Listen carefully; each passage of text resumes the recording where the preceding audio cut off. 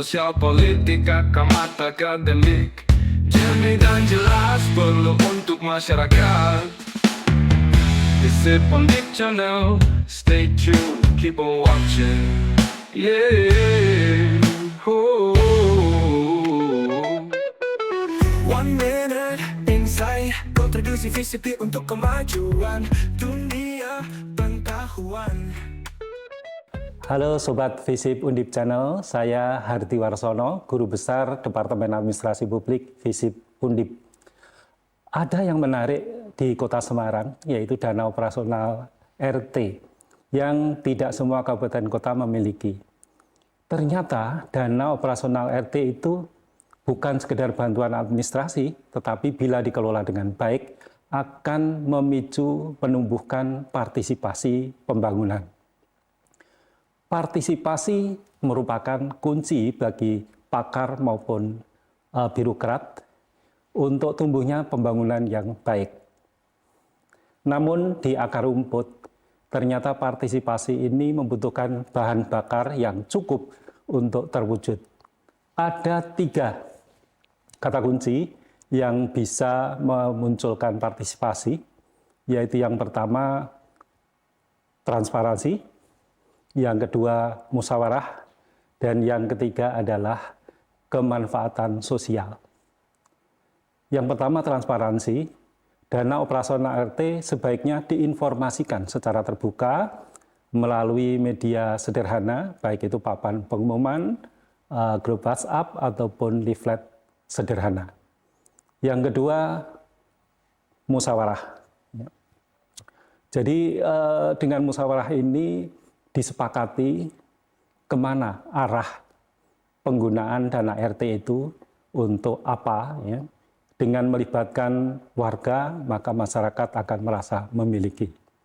Dan yang ketiga adalah kemanfaatan sosial, yaitu sisihkan sebagian dana RT itu untuk keperluan-keperluan yang langsung bisa dirasakan oleh masyarakat. Nah, misalnya untuk kebersihan, untuk kerukunan, solidaritas, pendeteksian warga rentan, dan lain sebagainya. Jadi intinya dana operasional RT itu bukan sekedar uang, tetapi membangun kepercayaan. Nah, dengan kepercayaan itu, maka akan tumbuh dengan sendirinya kemauan masyarakat untuk melibatkan diri. Menurut Anda, mana yang lebih penting, mana yang bisa menumbuhkan partisipasi masyarakat, apakah transparansi, musyawarah, atau kemanfaatan sosial? Baik, sampai jumpa di 1 Minute Insight berikutnya. Saya Hardi Warsono. Wassalamualaikum warahmatullahi wabarakatuh. 1 Minute Insight, kontribusi Visip untuk kemajuan dunia pengetahuan.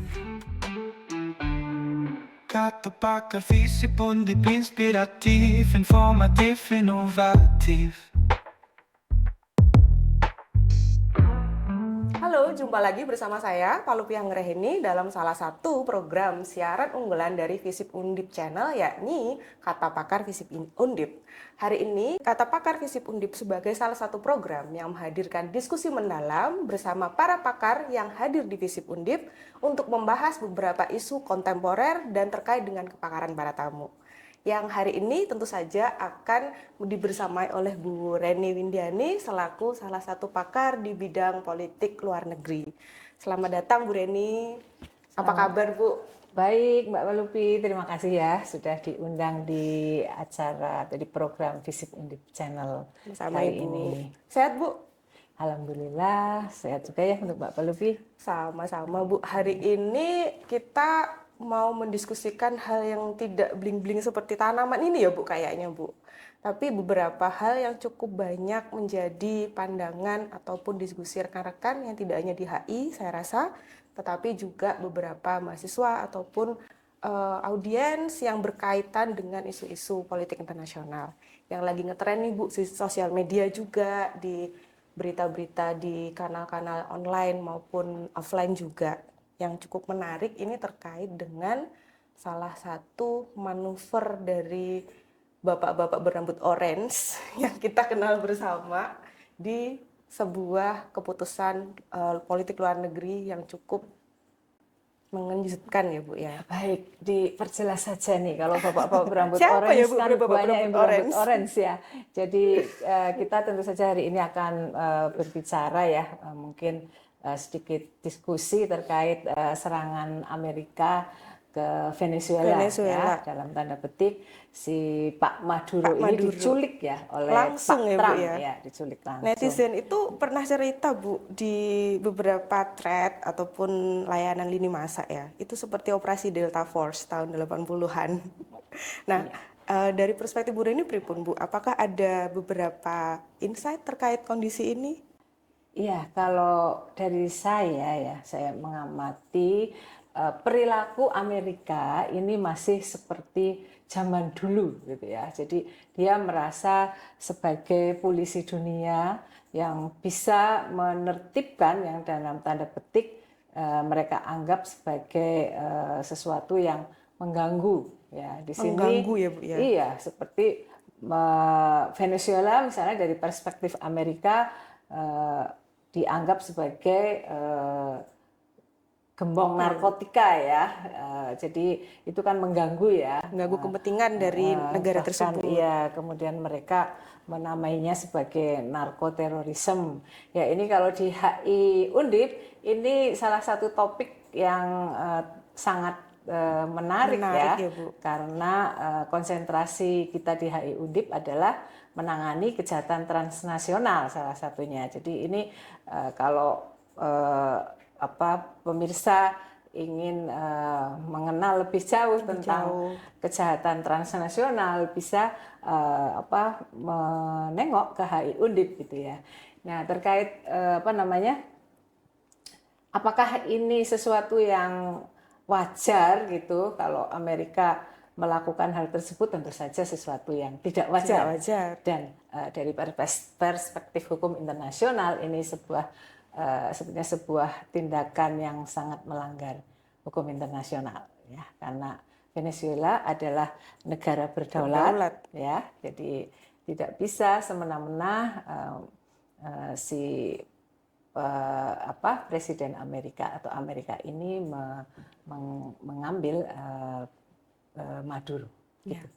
Yang menarik Ibu, saya kan mungkin mewakili beberapa audiens yang tidak tune in atau tidak memperhatikan bagaimana kepentingan US atau Amerika Serikat di Venezuela. Salah satunya mungkin terkait dengan narkoterorisme tadi ya Bu. Tapi yang cukup menarik di sini sebenarnya apakah dalam proses pengambilan keputusan ya dari Presiden US pada saat ini adalah Donald Trump terkait kondisi ketika akan memutuskan nih untuk melakukan penculikan atau pengambilan sebuah keputusan yang tidak layaknya atau tidak umum dilakukan oleh dunia internasional ya Bu. Padahal di dalam negerinya mereka pada memprotes Bu. Ya, baik Mbak Balupi. Jadi dalam pengambilan kebijakan luar negeri itu kan dipengaruhi oleh beberapa faktor ya. Jadi ada internal faktor dan ada eksternal faktor ya. Jadi saya kira ini kalau Amerika dua-duanya ada faktor ini ya, meskipun internal faktor mungkin publik tidak mensupport, tetapi kalau internal faktor saya melihatnya ya, saya pribadi ya, Trump ini, Amerika ini kan sedang menghadapi dalam tanda petik masa sulit ya, sehingga banyak dari dalam negeri sendiri itu mungkin dalam tanda petik agak menyerang Trump gitu ya. Posisinya juga nggak aman ya, gitu ya. Trump tidak aman gitu ya. Nah, untuk itu saya kira ini sebuah strategi yang kuno tapi mungkin juga dilakukan oleh si Trump, yaitu pengalian isu ya. Jadi mungkin tindakan Amerika ini ada pengalian isu agar masyarakat yang di dalam ini tidak terlalu menyerang Trump gitu.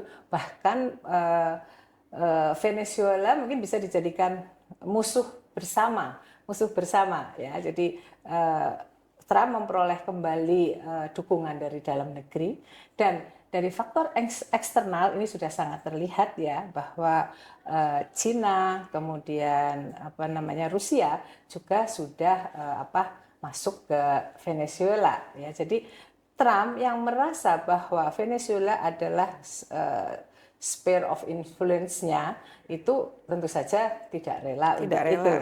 itu saya kira begitu. Jadi dua faktor itu ada. Jadi sebenarnya ini tuh bukan sesuatu yang nggak pernah terjadi sebelumnya ya Bu. Jadi ketika netizen bilang udah kayak Operation Delta Force 2 nih, itu juga ada benarnya ya Bu, Ada mengingat ada pola serupa di Iya. tahun-tahun sebelumnya di wilayah lain. Iya, betul.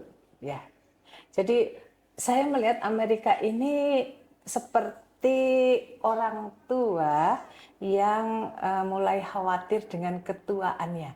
Ya, jadi begini, ketika kita tahu ya Amerika superpower ya, dari dulu ketika apa mudanya, saya beri tanda muda ya, ketika mereka berjaya ya, ketika hanya ada dua, Kekuatan yaitu besar. kekuatan besar Amerika dan Rusia. Kemudian Rusia hancur, ya Uni Soviet hancur, Uni Soviet. maka satu-satunya kekuatan yang adalah Amerika. Nah ini terus terbawa sampai sekarang, tidak mau menyadari bahwa power mereka itu sudah mulai tertandingi oleh Cina. Dan ini Amerika ini seperti orang tua yang mau pensiun gitu loh. Jadi merasa mungkin merasa khawatir, ya banyak hal gitu ya. Sehingga merasa tetap merasa tidak mau disaingi gitu. Jadi itu psikologisnya mungkin seperti itu saya melihatnya gitu. Jadi ya. Dan itu perilaku Amerika yang ya saya kira Amerika harus mulai menyadari gitu ya, bahwa saya kira kerjasama itu lebih baik daripada model kuat-kuatan gitu ya. Ingin hanya satu-satunya menjadi satu-satunya superpower, itu saya kira di dunia sekarang ini sudah tidak tepat, karena banyak muncul power-power yang lain. Trennya udah beda ya Bu ya. Trennya sudah berbeda. Kalau dahulu mungkin US bisa face to face nih, head to head dengan Uni Soviet pada saat itu, dan memang beneran bipolar ya Bu, antara kalau nggak ke kanan ya ke kiri. Tapi sekarang kan ada banyak aktor baru ya. Iya. Bahkan China sudah mulai naik, kemudian ada BRICS, ada EU juga. Hal ini mungkin agak kurang bisa direspon dengan cepat oleh US. Dari Bu Reni menganalogikan bahwa kayak yang sudah mau pensiun nih, pensiun dari mana? Pertanyaannya di situ ya Bu ya. Pensiun dari mana Iya. nih, dari percaturan global ataupun yang lain? Pensiun sebagai satu-satunya power saya kira ya, karena tadi sudah multipolar ya, jadi tidak bipolar ataupun tidak satu-satunya power juga gitu ya. Karena selama ini Amerika setelah Uni Soviet tadi tergeser gitu kan, jadi merasa sebagai betul-betul dia satu-satunya kekuatan. Nah, yang menarik Ibu, mungkin kita perlu melihat lagi apakah pola-pola ini juga akan berefek kepada negara kita. Kalau misalkan kami, audiens yang tidak familiar barangkali dengan isu-isu Venezuela, kan jauh ya Bu. Kita kalau ke Venezuela itu butuh waktu yang nggak cepat ya, walaupun bisa dengan mode transportasi tercepat.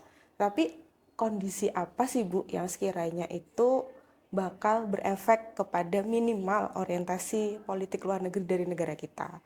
Tentu jika berkaitan dengan Astacita, kemudian informasi-informasi terkait orientasi politik luar negeri Indonesia terbaru, mungkin ada kaitannya dengan Indonesia. Oke. Ada yang menarik sih Bu, kalau memang ternyata posisi dari Venezuela ini suatu saat bisa saja kayak Suriah ya Bu ya. Dalam tanda kutip, misalkan jika sudah diganti oleh pemerintahan yang baru nih, ada kemungkinan spillover effect nggak Bu ke negara-negara lain di sekitar Venezuela kalau hal ini terjadi di kemudian hari? Ya, kalau kita berbicara politik luar negeri, Mbak Palupi, tentu saja politik luar negeri itu pasti punya dampak ya ke negara sekitar, bahkan ke seluruh dunia ya, internasional. Jadi kita lihat saja nanti gitu ya. Dan saya kira kalau topik tentang Indonesia, bagaimana kita bisa bicarakan lebih spesifik. Karena menarik ya Bu, kadang kita tidak bisa menyamakan dengan kawasan lain ya. Tapi misalkan kita pernah belajar dari Arab Spring, apa yang pernah terjadi di Libya, mungkin bisa jadi merembet ke negara-negara lain. Pasti itu. Nah, saya pastikan politik luar negeri, tindakan negara besar gitu ya akan berdampak pada sekelilingnya dan kawasan-kawasan yang berrelasi langsung maupun tidak dengan Venezuela. Baik Bu, tadi ada satu pertanyaan dan sebenarnya berangkat dari pemaparan Ibu terkait potensi terjadinya konflik serupa di negara-negara sekitar Venezuela, tapi juga yang lebih penting dari kita nih Bu, negara yang secara tidak langsung mungkin terdampak konflik ini, tapi kalau kita nggak bersikap dengan bijak, mungkin ada kepentingan-kepentingan kita yang tidak bisa terbaca dengan baik ketika nanti menyikapi konflik ini dengan tergesa-gesa misalkan. Kalau dari sudut pandang Bu Reni, apabila kita sebagai penstudi HI atau peminat isu-isu luar negeri ketika melihat invasi US atau Amerika Serikat kepada Venezuela, bagaimana sih Bu Indonesia bersikap? Baik Mbak Palubi, jadi untuk pertanyaan tersebut kita harus kembali kepada politik luar negeri kita ya. Jadi politik luar negeri kita adalah politik luar negeri bebas aktif gitu ya. Di mana di situ ditekankan kita tidak akan memilih salah satu blok apapun di dunia ini ya. Jadi kalau dulu kan sejarah lahirnya politik luar negeri bebas aktif kita adalah karena ada dua blok waktu itu ya, blok Amerika dan blok Uni Soviet ya. Jadi kita tidak mau mengikuti salah satu blok tersebut. Nah, dalam hal ini tentu saja untuk mensikapi serangan Amerika terhadap intervensi Amerika terhadap Venezuela itu, kita harus kembali ke poin dari politik bebas aktif itu sendiri ya. Dan kita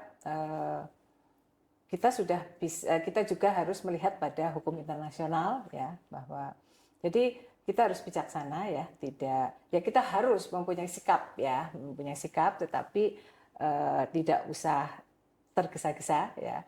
Kita harus melihat wait and see ya, situasi dan kondisinya, tetapi kita harus pasti bahwa itu adalah sebuah pelanggaran ya. Jadi kita nyatakan itu sebagai tindakan Amerika yang melanggar hukum internasional. Jadi perspektifnya sebenarnya bisa multidisipliner ya Bu ya. Dari hukum internasional jelas melanggar kedaulatan, kemudian juga dilihat dari batas-batas yurisdiksi juga tidak ada sebenarnya pembenaran atas invasi yang dilakukan oleh Amerika Serikat kepada Venezuela. Tapi di sisi lain, kalau melihat dari kajian politik internasional, kemudian juga politik luar negeri Indonesia, kita juga harus melihat lagi apakah bebas aktif kita itu tercermin ketika nanti kita menyikapi dampak dari serangan atau invasi US ke Venezuela terhadap kepentingan nasional Indonesia. Jadi ngelihatnya tidak jadi satu perspektif saja ya Bu ya. Iya. Bisa dari sisi-sisi yang berbeda. Saya kira kita harus melihat beberapa faktor ya. Jadi bagaimana kepentingan kita, kepentingan nasional kita itu tentu tidak hanya bisa dipenuhi oleh Amerika, tetapi juga dipenuhi oleh Cina, tetapi juga bisa dipenuhi oleh Uni Soviet, dipenuhi oleh negara-negara lain gitu. Jadi di sini kita harus betul-betul bisa melihat ya seberapa besar keuntungan yang akan kita peroleh ketika kita membuat sebuah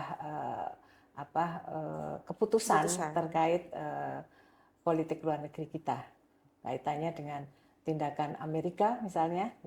Kita harus dalam tanda petik berhitung ya Kalkulatif ya Bu ya, ini gimana nih arahnya? Berhitung seberapa besar untung rugi yang kita peroleh dengan pernyataan yang harus kita keluarkan. Sampaikan. Tetapi ada satu hal yang kita juga harus konsisten gitu ya. Dan kita itu terkait tadi tindakan ini benar atau salah, ya itu kita harus sampaikan gitu ya. Dan untuk hal-hal lain kita bisa berkoordinasi atau melalui PBB gitu ya, atau organisasi-organisasi internasional ya, untuk bagaimana dalam tanda petik menyikapi perilaku Amerika ini. Hal ini menarik ya Bu, karena meskipun ada ambiguitas dari negara-negara baik sekutu maupun mungkin juga yang berposisi netral, beberapa berita-berita ataupun informasi dari kanal-kanal berita yang resmi menyebutkan bahwa sebenarnya dunia internasional ini kondisinya kalau bisa dibilang antara netral dan cenderung negatif sebenarnya dengan serangan dari US kepada Venezuela, meskipun membutuhkan penelitian lebih lanjut karena statement ini juga membutuhkan ukurannya lebih luas ya Bu ya. Tapi yang menjadi tantangan tentu apabila kondisi ini dibiarkan baik di level multilateral maupun di bilateral, ya seperti yang Ibu Reni sampaikan tadi, bisa saja terjadi konflik serupa di kawasan Amerika Selatan atau Amerika Latin. Nah, berarti posisi Indonesia itu sebenarnya juga sangat bisa untuk menyebarkan atau menguatkan posisi sebagai negara yang bisa menyuarakan ini loh betul, ini loh salah. Stance-nya masih sangat bisa ya Bu, tetapi kita juga pragmatis ya.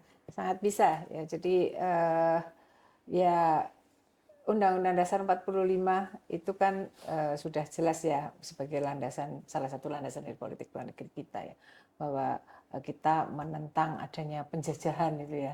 Ini kan bukan penjajahan tetapi intervensi militer yang tentu saja itu sebuah tindakan yang salah gitu ya.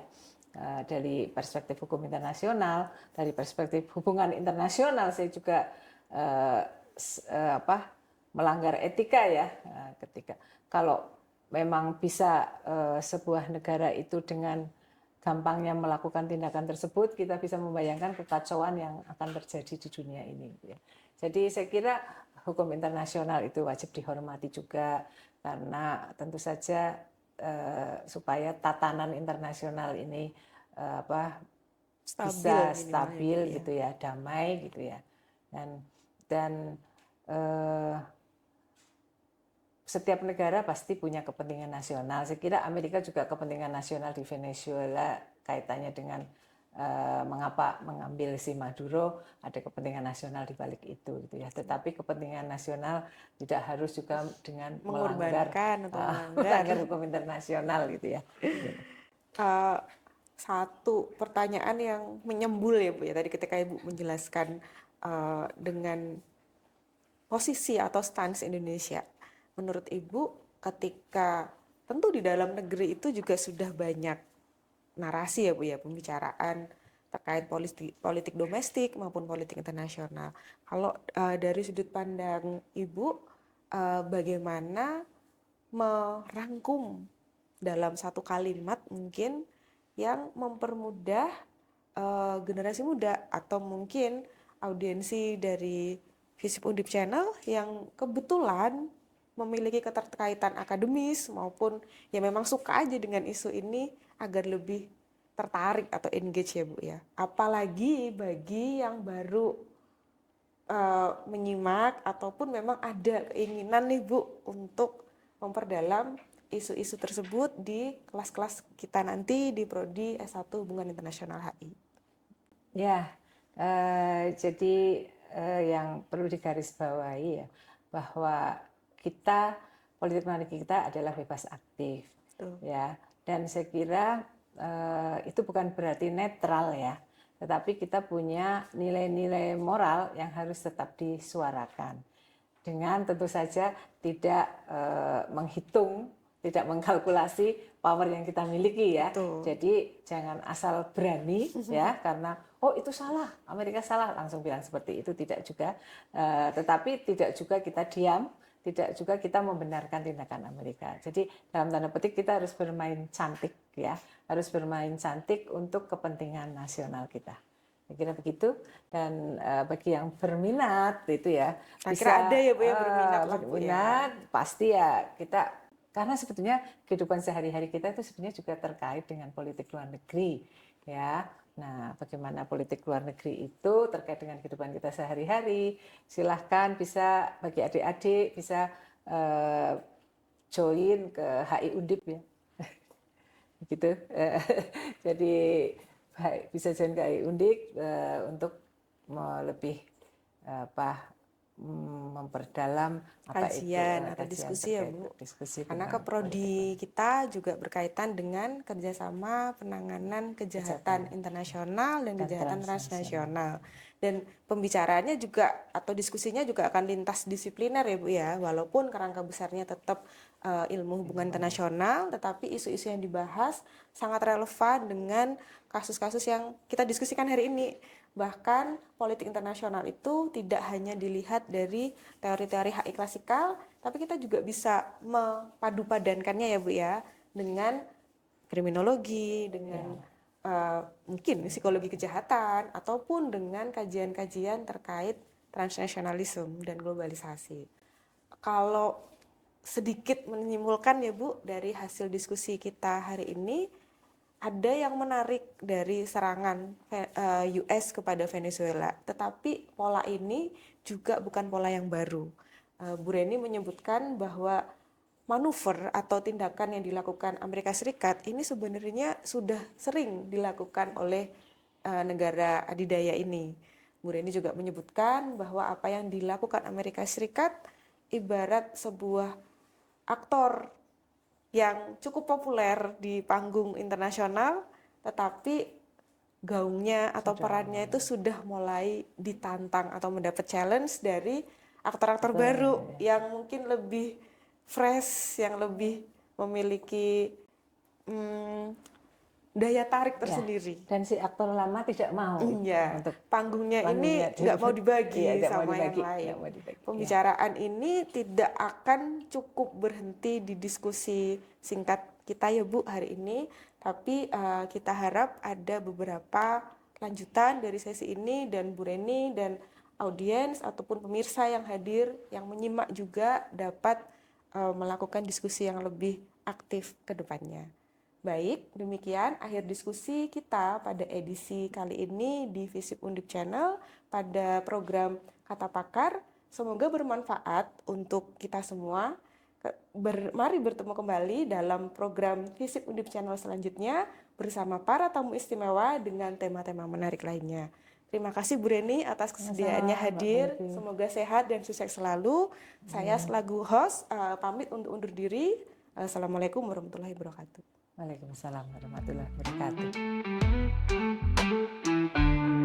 Kata Pakar Visip Undip, inspirativ, informativ, inovativ.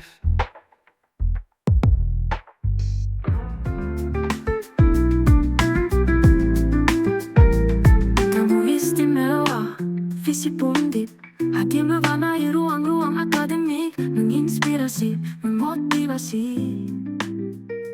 Jumpa lagi bersama saya Okina di program Success Story Visip Undip. Sebuah program yang akan mengulas tuntas berbagai proses, perjuangan serta capaian para alumni Visip Undip. Pada edisi kali ini, kita sudah hadirkan seorang direktur termuda dari perusahaan Edelman yang merupakan salah satu perusahaan firma konsultan berskala global. Langsung saja kita berkenalan dengan Mas Gustiasa. Halo Mas. Halo Okina, apa kabar? Alhamdulillah baik. Gimana kabarnya Mas Gusti? Baik, baik. Has been great. Oh my God. Sebelum kesini ada kesibukan apa Mas? Kebetulan kami dari Edelman sedang ada proyek riset lapangan. Jadi kami bertemu dengan beberapa stakeholder, pemangku kepentingan di Semarang, Jogja, dan juga Solo. Jadi waktunya Oke, pas ya untuk pas bisa sekali. menghadiri talk show ini. Visip Undip ini. Nah, kemarin kan Mas Gustiasa di tahun 2000 berapa Mas alumni Visip Undipnya? 2016? 2016. Sewaktu 2016 masih menjadi mahasiswa Visip Oh, Undip. 2012 masuk, sorry. 2016 lulus. Oke, 2012 sampai 2016 menjadi mahasiswa Visip Undip. Sekarang balik lagi di kampus Alma Mater sebagai direktur termuda. Iya. Wow, keren Wow, sistem banget ya. kapitalis. Was joking, sorry. Ini saya berada di sebelah Mas Gusti sangat-sangat seperti minder ya. Sosok termuda, direktur termuda kita berada di sini di samping saya.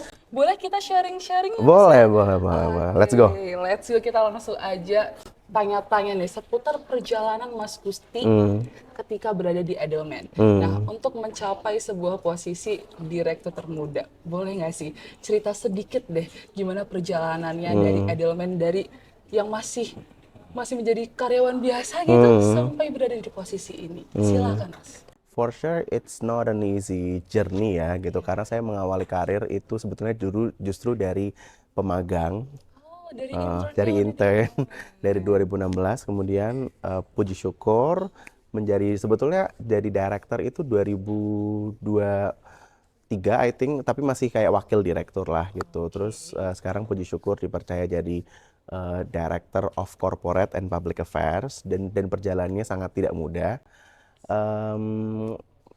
Karena perlu banyak belajar, perlu banyak pengalaman lapangan yang menurut saya itu sangat tidak bisa diberikanlah di kampus. Tapi memang kampus bisa memfasilitasi itu secara perlahan gitu.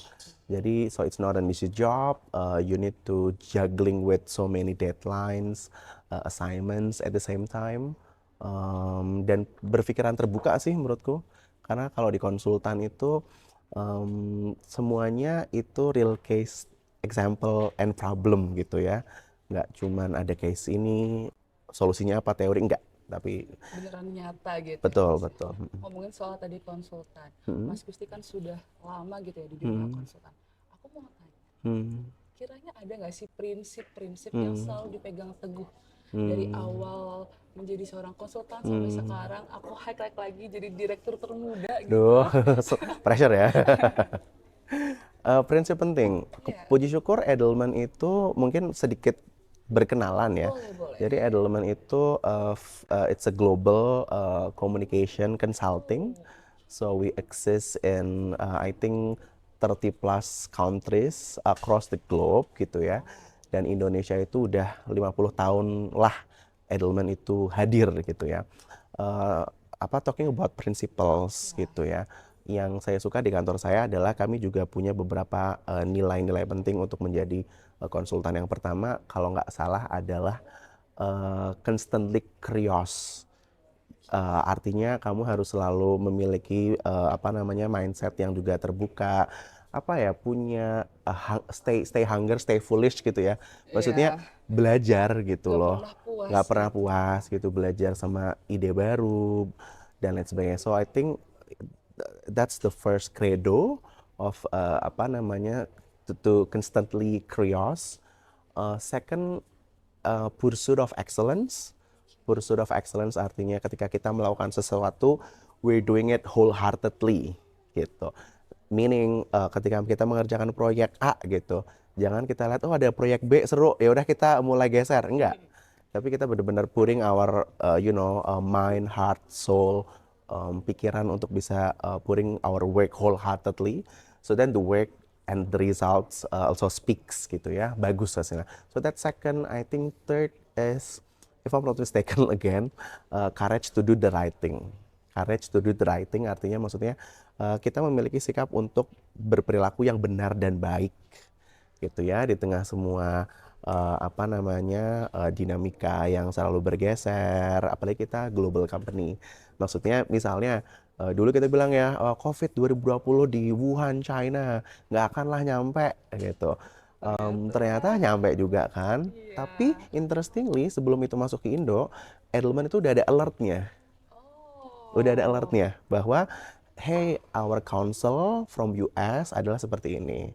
let me give you another example of, for example, the genocide in Palestine. Let's frame it directly. Although we are from US company, dari US itu selalu punya tuh kayak alert-alert tertentu untuk bisa apa namanya ini counsel komunikasi yang perlu kita berikan ke klien. Misalnya ada krisis, ada dinamika dan lain sebagainya. So I think those three are the crucial principle yang sampai sekarang masih dipegang. Iya, dan anak-anak Edelman tuh punya ruangan meetingnya tuh excellence dan lain sebagainya. Ditulis ruangan meetingnya gitu. Semoga aku juga bisa menerapkan prinsip itu ya. Siapa tahu masih ada ke Edelman? Boleh kalau tahan banting. Aduh, kenapa dia Edelman? Ya, Kenapa gitu? oke. Oke, karena tadi kita udah membahas tentang dunia pekerjaan Mas Gusti. Boleh nggak sih kita sedikit throwback ke masa menarik. perkuliahan? Karena Mas Gusti kan alumni dari ilmu komunikasi ya. Betul. Kita sama-sama anak Ilkom. Aku angkatan 23, Mas Gusti angkatan berapa? 2012. 2012. Berapa tuh jaraknya?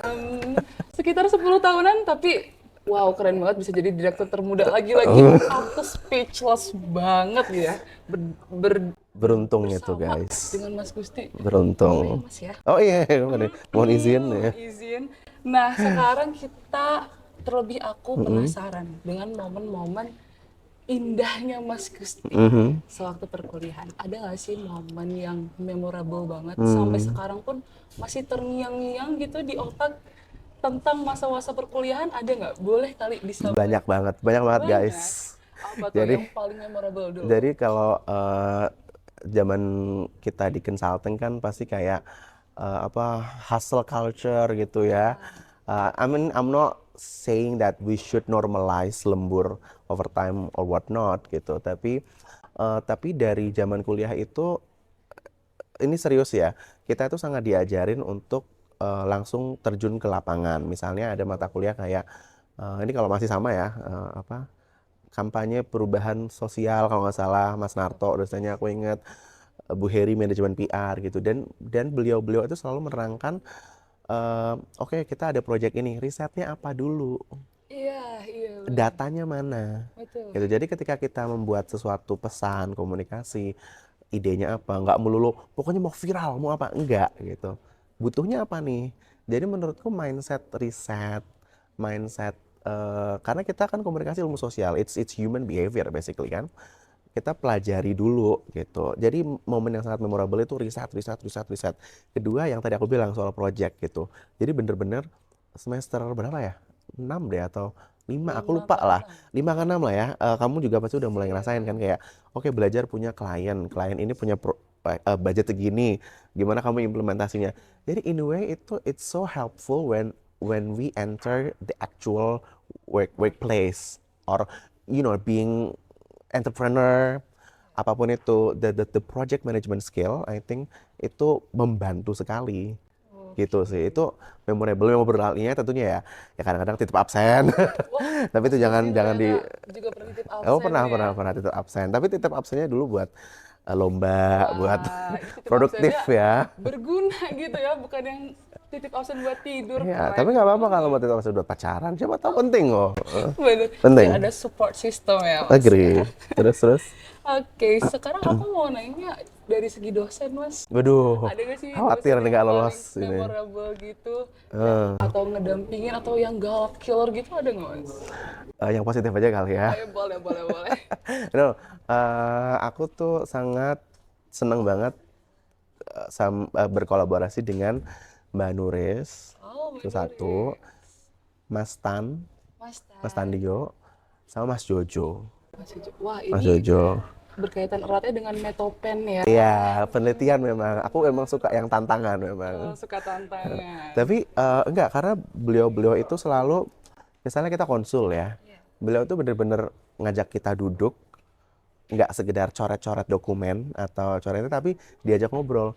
Ini kamu bukunya apa nih gitu, ini frameworknya apa, based on apa, loh ini datanya mana dan sebagainya. Atau misalnya Mbak Nur suka, ini kayak salah deh, ketoke dengan with all the Japanese language and accent. Mas Jojo juga gitu, Mas Tan apalagi Mas Tan itu selalu memberikan afirmasi positif Kayak selalu bilang, Gusti bisa lah piece of cake lah ini, kamu pede aja gitu. Jadi dosen itu nggak cuma sekedar apa ya, datang Hadir doang. memberikan ceramah dan sebagainya, tapi benar-benar bisa jadi learning partner and tandem.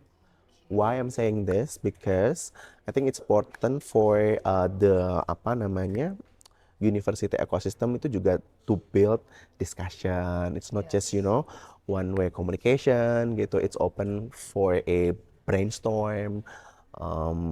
I think it's important lah gitu untuk punya support system yang dibutuhkan gitu. Setuju banget karena di dalam dunia perkuliahan justru yang paling dibutuhin adalah kita open discuss-nya di ruang kelas ya Mas. Iya. Oke, nah sekarang aku mau nanya lagi, boleh kan Mas? Boleh. Let's go.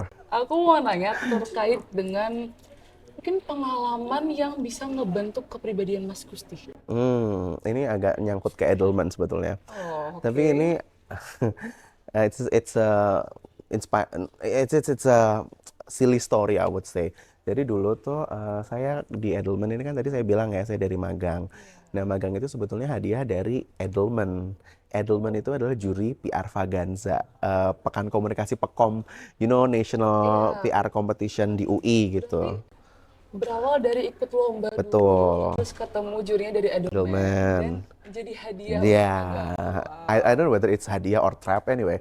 So it's a good story. Jadi pas itu saya sering ikut banyak lomba kompetisi. Kenapa? Karena ya memang ya anaknya butuh duit. Enggak, tapi saya memang suka berkompetisi, suka tantangan anaknya. Jadi tadi kan kamu nanya pengalamannya apa. Jadi dari situ aku tuh ikut lomba Pekan Komunikasi UI, jurinya Edelman. Jurinya adalah direktur lama Edelman yang sekarang juga jadi mentor saya by the way. Ketika kita ada training ke pemerintah, Mas Ari Rukmantara, thank you Mas Ari. Jadi pada saat itu saya menang lomba dan itu disuruh buat PR proposal hanya dalam 1 malam. PR proposal Iya, 1 malam. jadi aku ingat banget, I'm not joking, that was the first time saya nggak tidur sama sekali untuk buat PR proposal. Aku bener-bener nggak tidur. Jadi pas itu aku bilang kayak, aku dengan 2 temanku, Reni sama Winda, aku bilang Reni, Winda bantuin ini aja, cariin ini, nanti sisanya aku yang ngerjain. Itu aku ngerjain dan nggak tidur, literal nggak tidur, wallahi demi Allah. Besok pas presentasi itu kayak, ngantuk banget gitu. Nggak tidur Nggak tidur kan gitu. Karena kadang ada kerjaan kuliah, strategi media ada kayak, aku lupa lah, pokoknya ada yang kayak nuntut kita ngitung dan sebagainya. Itu kita bener-bener, aku nggak tidur, kita presentasi, begitu kelar presentasi, yang lain pada kayak, oh kita ada makan-makan, dan segala, aku tidur gitu, baru tidur. Sama orang-orang lain tidur. Nah, gitu ya. terus ya udah ternyata dinobatkan jadi pemenang dan dikasih tawaran sama Edelman untuk magang dulu. Jadi pas magang, dan yang magang nggak cuma saya doang, tapi tim saya. Jadi Winda, Reni, dan saya, itu kita magang. Terus memang saya suka proyeknya tuh kayak mengerjakan strategi riset Bank Indonesia, Direktorat Jenderal Pajak, terus mengerjakan stakeholder mapping. Pokoknya aku merasa cukup belajar banyak gitu. Sampai akhirnya dari intern dikonvert jadi freelancer dan jadi sampai sekarang gitu. Keren banget, jujur dari tadi Mas Gusti ngomong pengalamannya dari intern yang ternyata berawal dari lomba. Iya. Itu ngebuat aku jujur merinding banget. Oh, udah, jangan. Aku bukan Perjalanannya setan, guys. Enggak. Itu bukan setan, guys. Perjalanannya benar-benar menginspirasi aku. Oh, loh. Semoga aku juga bisa ya. Ya, lebih baik Mas. dong, harus lebih Amin, baik, harus lebih baik. amin. Nah, sekarang sebenarnya ini juga ingin aku tanyakan sih. Aku yang penasaran. Aduh, nggak ada di pertanyaan nih berarti. Enggak ada. Jadi aku itu Apa tuh? sebagai mahasiswa ya Mas, kadang kita ngerasa capek banget dengan mata kuliah yang ada. Dan bahkan ngeluh, ih apa sih ini mata kuliahnya emang bakal berdampak buat dunia kerja aku gitu. Ya. Kalau dari Mas Gusti sendiri, dari mata kuliah yang udah didapetin, sebenarnya berguna dan berdampak nggak buat dunia kerja Mas Gusti ini? First of all, mungkin kita harus punya mindset yang juga I think people these days are aware of it, growth mindset. Basically tidak menutup diri akan semua learning opportunity. Maksudku gini, di awal kerja mungkin pekerjaan kamu sesimpel tolong dong kontak A, kontak C, coba kamu cari ini dan sebagainya, which it sounds like a very simple assignment. Iya. Tapi behind that, yang mau kita cari itu apa sih? how you deal with responsibility. Bagaimana ketika misalnya kita menghubungi orang lain, berkomunikasi dengan orang, itu kamu juga firm secara apa sih yang mau disampaikan, attitude kamu gimana gitu. Karena ketika kita punya mindset yang kayak, ngapain sih gue mesti belajar ini gitu, emang apa dampaknya? Ya nggak gitu caranya. Itu namanya kamu justru menutup growth sendiri gitu. Even untuk diriku sendiri ya, kadang-kadang teman-teman Edelman yang lebih junior dibanding saya, mereka jauh lebih jago pakai, Gemini, Copilot, Microsoft Copilot, which Microsoft juga klien kami. Tapi maksud kami adalah yang junior-junior itu bisa mengajarkan ke kami-kami ini, mungkin yang level director, mungkin yang level manager gitu. Karena ketika di kampus kamu bilangnya kayak, aduh ngapain, nggak penting nggak sih? Itu justru malah menutupi peluang belajar kamu sendiri. Dan itu aku sempat rasakan juga sebetulnya. Maksudnya kayak aku bilang ke manajerku kayak, aduh kak, aku nggak suka kerjaan kayak gini, nggak strategis, nggak bikin aku pintar gitu. Ya orang-orang bilang, ya nggak gitu Gusti, itu kamu belajar tanggung jawab, itu kamu belajar mengelola, bagaimana kamu mengelola workload, beban kerja diri kamu sendiri. Nggak mungkin manajer kamu akan manajer kamu ngasih 5 tugas ke kamu, ternyata kamu ngerjain 2 tugas ini aja keteteran, nggak mungkin kamu dapat opportunity untuk bisa mengerjakan yang lain, which probably the learning curve is much more insightful in these 3 aspect of it. So itu sih mungkin open aja sih sebetulnya, be a good sponge, I would say. Oke, berarti sebenarnya ambil aja kesempatan yang ada ya Mas, buat sebagai proses buat kita belajar juga. True. Karena kesempatan nggak mungkin bisa datang 2 atau 3 kali lagi gitu ya. Yes, totally agree.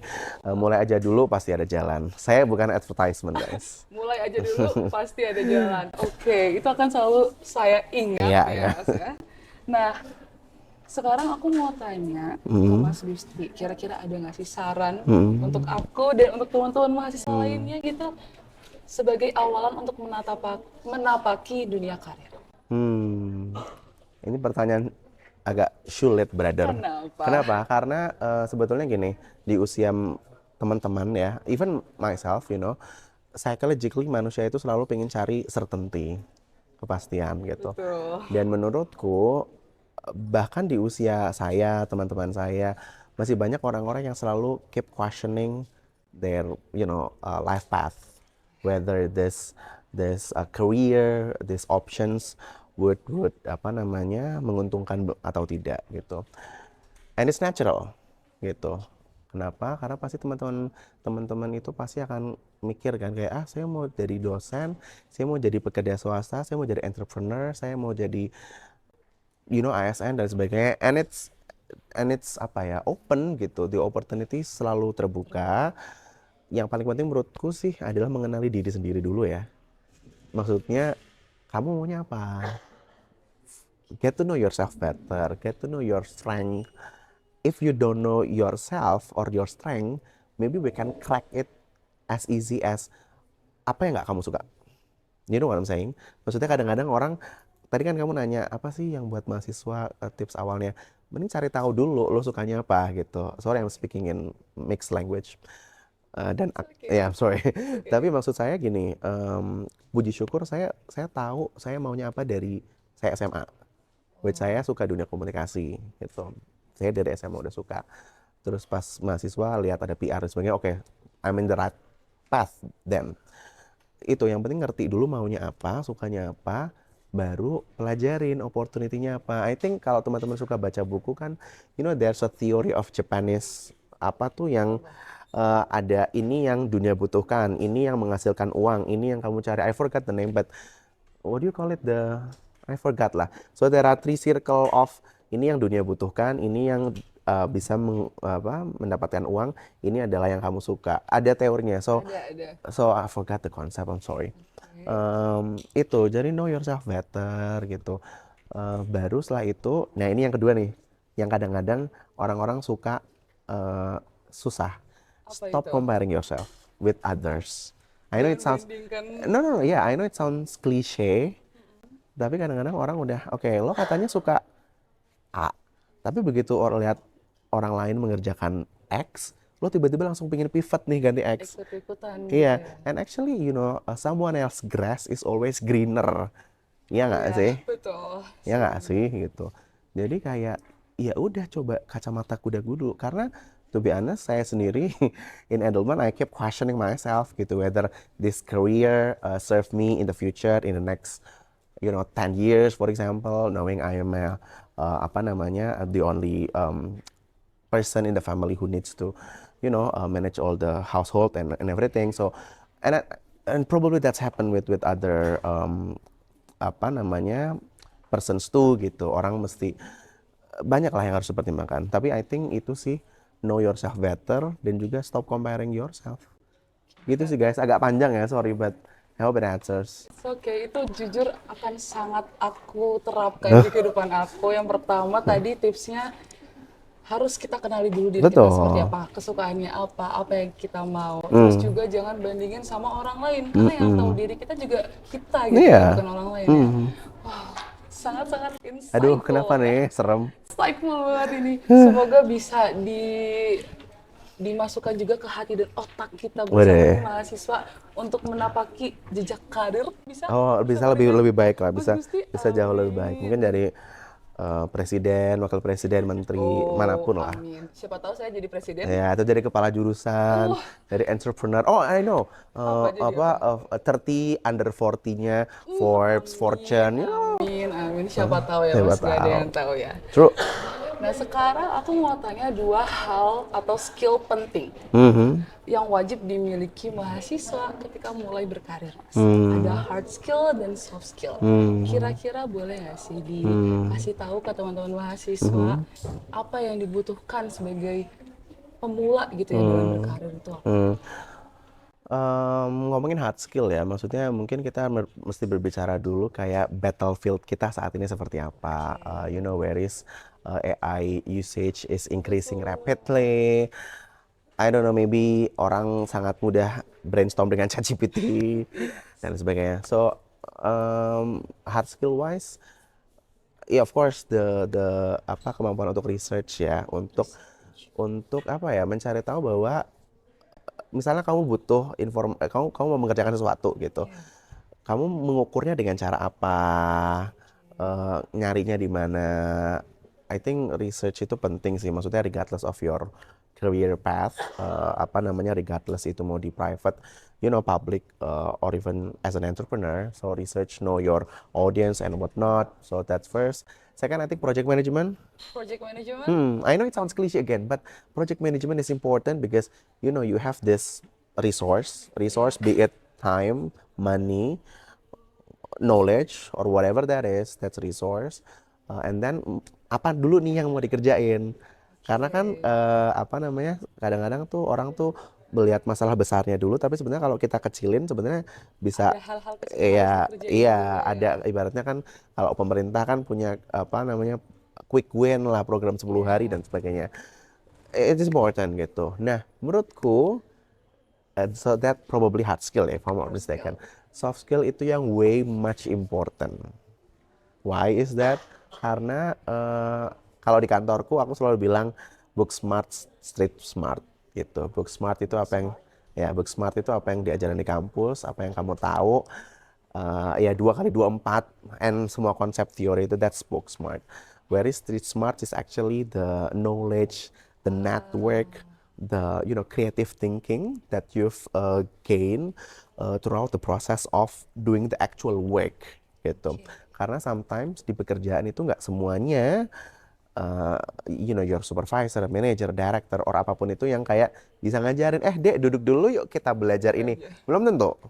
Nggak kayak di dunia perkuliahan. Yeah, even sometimes I had a lot of meeting with the CEO of a big company, and then they keep saying, "Oke, Mas, saya mau besok, saya mau hari ini." Gitu. Ya apa yang dia mau, ya kita dengerin dulu. Tapi dia nggak pernah ngajarin kayak, oke diukurnya dengan cara ini kan nggak. Gitu. Nah, street smartnya itu yang bikin kamu ngerti ini, maksudnya how to connect the dots. Because everything happen for a reason. So when there's a, viral ini gitu misalnya, mungkin kita bisa tarik kenapa sih tiba-tiba ini rame gitu. Siapa yang ngeramein gitu. or maybe lo kenal siapa sih di dunia ini supaya you can get informations which very crucial in communication industry I would say. So that's street marks gitu, maksudnya untuk bisa kayak ngerti, oh ini begini, oh ini begini, oh ini terjadi karena ini. Sama apa lagi ya? Sebenarnya yang dari tadi disebutkan oleh Mas Gusti ini sangat berkaitan berarti ya, hard skill dan juga soft skill-nya ya. Yes. Satu sama lain punya keterikatan Yes. sendiri. Kalau kata politisi berkelindan Berkelindan. atau intertwine. Iya, dan itu adalah hal-hal utama yang sebenarnya udah diajarin dari masa perkuliahan Ya, menurut ya. aku. Oke, tinggal kita asah kembali Yes. aja gitu ya skillnya. Oke, wow. Lagi-lagi saya merinding ya. Kenapa? Aku bukan setan, guys. Jawabannya. Oh my Kita bukan God. setan. Ini perpustakaan bisa banyak dibaca bukunya. Iya, banyak yang bisa kita ambil dari buku atau dari Betul. pengalaman True. ya. Oke. Sekarang aku mau nanya lagi. Oh, ada lagi, guys. Iya, aku mau mendengarkan saran dari Mas Gusti agar alumni ini bisa semakin dekat gitu. Hubungannya tuh nggak terputus dari kampus. Semakin hangat dan intim Semakin ya. hangat, bisa berkolaborasi gitu. Gimana saran dari Mas Gusti untuk tetap menjaga hubungan itu? Menarik. Menarik. Karena aku sendiri juga penasaran gimana caranya. No. Tapi interestingly, misalnya karena saya kerja di PR consulting, terus ya of course saya harus bertemu dengan media, stakeholder, KOL, akademisi dan lain sebagainya gitu ya. Tapi ketika saya kadang-kadang bertemu dengan orang-orang tertentu itu, ketika saya nyebut komunikasi Undip, ternyata itu juga anak komunikasi Undip tuh. Oh ini juga tuh. Jadi oke, ternyata alumni kita keren-keren juga dan banyak ya gitu. Maksud saya mungkin rejuvenasi atau pengupdatean database alumni mungkin penting gitu. Dan gini, maksud saya mungkin gini juga ya, maksudnya ini juga berfungsi untuk misalnya teman-teman yang again kan mau magang lah, mau mencari opportunity dan sebagainya. Karena silaturahmi itu kalau bisa jangan terputus ya. So we need to keep updating the database. Terus misalnya gini juga ya, mungkin teman-teman alumni kan aku lihat patternnya terbagi jadi beberapa sektor ya. Maksudnya mungkin ada yang di private sector, ada yang di akademisi, ada yang di entrepreneur gitu. Mungkin itu bisa dispektrumisasi lagi menjadi kegiatan yang cocok nih mahasiswa mana nih yang suka berkarir entrepreneur gitu. Yang mana menurutku sih udah dijalankan ya, dengan ada ketemu alumni di Semarang yang kayak Mas Rodra, if I'm not mistaken, Mas Akbar, so udah banyak gitu. Dan database, kemudian buat program yang per stream tadi ya, mungkin yang minat dan bakatnya itu udah terpetakan gitu udah ya. ada golongan-golongan segmennya gitu ya. Bukan kita berarti nggak mau bercampur dengan yang lain, nggak. Tapi maksudku kadang-kadang kan minat dan bakat itu kan sesuatu yang very very chemistry based gitu. Iya. Kadang saya ngobrol sama ini oke, ini enggak gitu. So that second. Ketiga mungkin gitu juga ya buat adik-adik mahasiswa juga. Maksudnya untuk misalnya mau mencari scholarship gitu. Kayak misalnya aku ketemu sama alumni kita juga, harusnya sih tahu ya, Hani Nurmalita, kan dia dapat Australia Award Scholarship AAS gitu. Kemarin dia juga pas mau apply AAS juga banyak konsul ke saya gitu, walaupun saya juga nggak S2 anyway, belum maybe. Tapi maksud saya itu juga perlu ya, maksudnya menjembatani adik-adik yang mau S2. Termasuk saya boleh? Iya, of course, we are all open for any opportunity gitu. Itu sih. Yang penting jangan pernah lepas atau terputus ya tali silaturahmi. Mungkin gitu. lesson learn dari saya PSM Undip ya. Jadi misalnya setiap adik kelas Undip kita mau ke luar negeri, itu pasti kan kayak di WhatsApp grup ada informasi kayak adik-adiknya mau ke luar negeri nih, support apa yang dibutuhkan gitu-gitu. Itu Bahkan para alumni tetap mendukung. karena ketika kita mahasiswa, kita tuh suka dibantuin sama orang senior juga kan. Iya. Like it's impossible for me to went to the Korea. Keren banget, dan semoga nanti Mas Gusti bisa datang kembali di Visip ini. Boleh. Yang penting kita seru-seruan aja lah. Iya, abis ini boleh nggak aku konsul bagaimana caranya menjadi direktur? Aduh, Direktur pressure permajaan. guys, pressure banget. Kenapa pressure itu suatu pencapaian yang wow banget, Mas? Oh, kamu nggak tahu aja lembur sampai malam gitu. Aduh, ya namanya juga suatu It comes with, pencapaian. greatest power, with greatest power comes great responsibility kan kalau kata Spider-Man. So ya. Spider-Man masuk kan? Oke, teman-teman semuanya, itu tadi diskusi dan sharing session kita bersama dengan Mas Gusti. Terima kasih banyak. Oh, it's a Mas. conversation, so it's not just me talking. Kita sharing Ya, kita ngobrol. sharing. Terima kasih banyak atas Sama-sama. kehadirannya. Terima Gimana kasih, lihat guys. FISIP yang sudah lebih wow lagi ini? Wow, sangat modern guys. Keren banget. Berbeda sekali atau enggak, Mas? Beda banget. Beda banget. Beda banget. Beda Yang banget. paling bikin menakjubkan dar apa, Mas? Keren aja sih. Keren aja. Kayaknya zaman dulu tuh kayaknya kita tuh mau jalan dari gedung ini ke gedung ini tuh kayak capek guys. Sekarang udah ada lift. Udah ada lift dan lain sebagainya. Gitu sih. Terima kasih ya Mas atas Ya, kehadirannya. thank you, Semoga kita Ovina. bisa bertemu kembali di lain Yes. waktu dan bisa sharing-sharing lagi ya. Oke, itu aja teman-teman semuanya pada edisi kali ini. Semoga apa yang tadi udah diceritakan oleh Mas Gusti bisa bermanfaat untuk teman-teman Amin. semuanya. Dan sampai jumpa di edisi lainnya dengan tamu istimewa yang menarik. See you there. Bye, everybody. Thank you.